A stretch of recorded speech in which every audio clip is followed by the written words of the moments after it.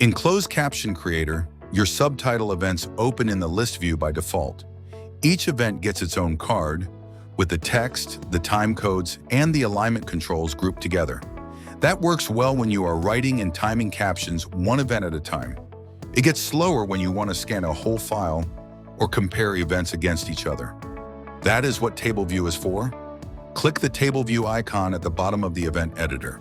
Your events redraw as rows, and the file becomes something you can read at a glance.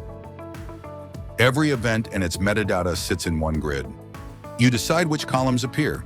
Click the columns icon next to the Table View icon. Check a column to show it, uncheck it to hide it. If you are doing a reading rate pass, keep duration in characters per second and turn the rest off. Drag a column in the list to move it. Put the fields you check most on the left, so you are not scrolling sideways to find them.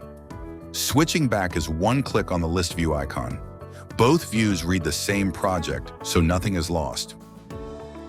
Table View also changes how review works. Adding a note used to mean opening the Notes tab in the Quick Tools drawer, one event at a time. Now the Notes column sits in the grid with every other field. Double-click a note cell and type. The note saves to that event, and a reviewer can reply to it in the same place. Table View is available in Closed Caption Creator now. Try it on your next review pass at closedcaptioncreator.com.